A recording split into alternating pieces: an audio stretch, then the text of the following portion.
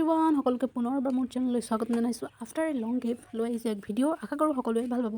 এইফালে আপোনালোকে দেখিছে ধনিয়া, পিঁয়াজ, লাও, ৰঙালাও সকলোখিনি দেখিব। যিহেতু মাটি কম সেইকাৰণে কম মাটিতে মানে অলপ অলপকৈ হ'লেও লগাই দিছে মায়ে খাবলৈ হ'ব বুলি। চাই যাব শেষলৈকে। যিহেতু খৰালি কাল আৰু বৰষুণ একেবাৰে দিয়া নাই আৰু সেইকাৰণে মাটিখিনি টান হৈ যোৱাৰ কাৰণে মায়ে অলপ অলপ পানী ছটিয়াই দিছে ধনিয়া পিঁয়াজবোৰত।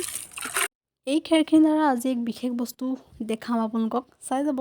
এইখিনি সকলোৱে চিনি পাইছে, এয়া হৈছে খেৰ আৰু মাৰ হাতৰ পৰশ পাই এই খেৰখিনি যে আজি এক ধাৰী ৰূপ ল'বলৈ গৈ আছে মই দেখাই আছোঁ আপোনালোক। চাই যাব ভিডিঅ'টো।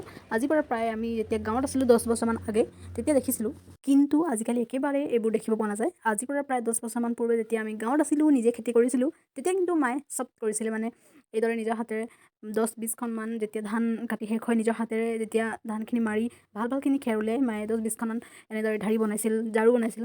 কিন্তু এতিয়া নাই আৰু। কিন্তু এই বছৰ 10 বছৰমান পিছতো মাৰ এই যিদৰে বনায় সেই প্ৰক্ৰিয়াটো আজিও মাৰ মনত আছে, সেইটো দেখি ভাল লাগিল। আৰু ময়ো বনাবলৈ চেষ্টা কৰিলোঁ। অকণমান ক্লিপ এটা আছে, মই দি আছোঁ আপোনালোকক আৰু শেষৰলৈকে সকলোৱে চাই যাব। আৰু এনেদৰেই ময়ো চেষ্টা এটা কৰি চালোঁ আৰু পাৰিছিলোঁগৈ। দেখিবলৈ আকৰ্ষিত হওক, ধুনীয়া হওক বুলি মায়ে মাজে মাজে পলিথিন টুকুৰা টুকুৰি কাটি সৰু সৰুকৈ দি গৈছে আৰু কমপ্লিট হোৱাকৈ নাই। যেতিয়া কমপ্লিট হ'ব মই অন্য এটা ভিডিঅ' লৈ আহিম আপোনালোকক। কেনেকুৱা লাগিছে আপোনালোকে কমেণ্ট কৰিব।